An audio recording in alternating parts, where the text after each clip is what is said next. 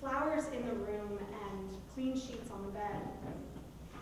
What I remember isn't the care of my first love striving to better the experience. What I remember isn't the arch of my back or his arms around my waist as his fingers tenderly stroked my face. The memory, buried deeply in the recesses of my brain, is broken and is black. It is shame and it is hurt. Because there was no first love. There was no tender moment or infinite care. Instead, there was a man's hot breath on my face and my wasted limbs clawing at his chest, unable to relieve my body of the pressure from his hulking frame or the thrusts of his torso as he ignored my resistance and pushed himself into me.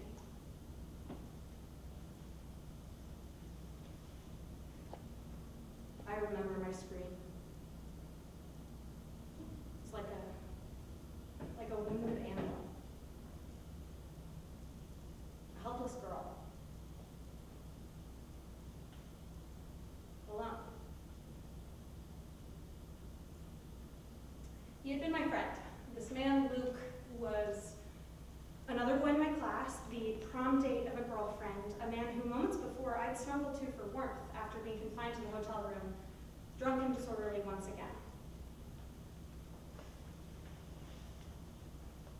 The previous weekend, he'd attempted a similar feat, pinning my arms over my head and groping, grasping at my body. It had been a red flag, but it had been forgiven. This was Luke. This was my friend, Luke. My friend, Luke,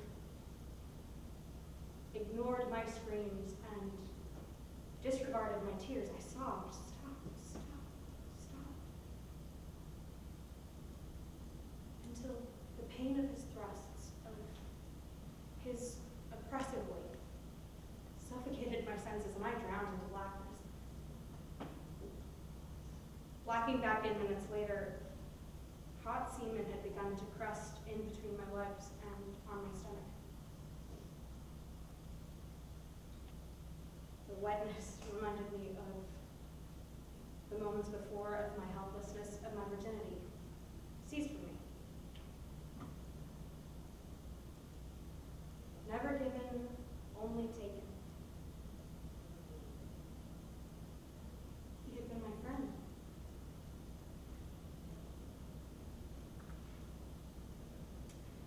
He had been my friend, so over the course of the following days, I believe this to have been my fault. I didn't admit I'd been raped. The shame of rape was too great a concept to wrap myself around. He had been my friend.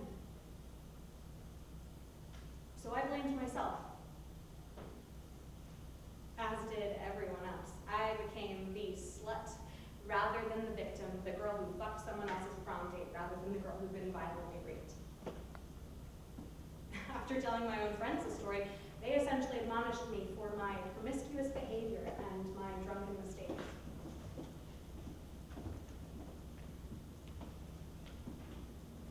The first time I cried was 6 months later. I had watched as my date forgave Luke and as Luke's date forgave Luke, and I stood by waiting, wishing for someone to forgive me. The depression, which was projected through a blossoming eating disorder, paved my way to therapy.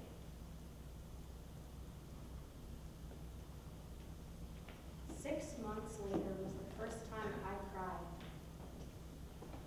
When I told my therapist about May 25th.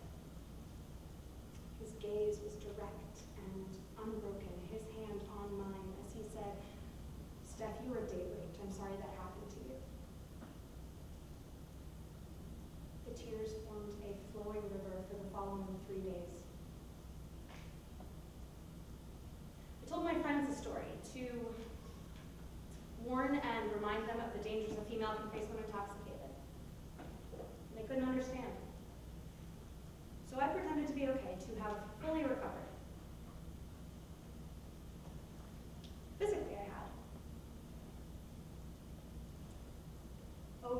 Thanksgiving break last semester, preparing for a night out with friends, rumors began to fly about Luke.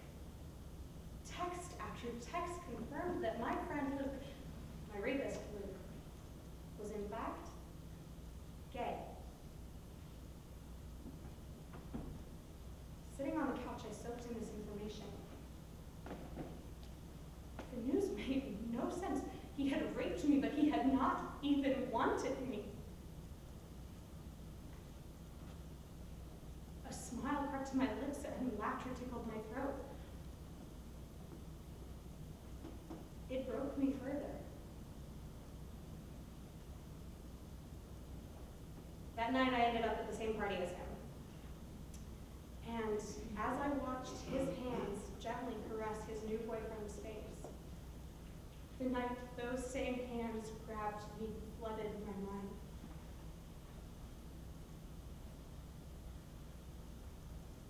The rape still haunts me. Prom is still an off-limits topic, and today, when I find myself drunk and alone at parties, I cannot help but pity myself, my past mistakes, and my current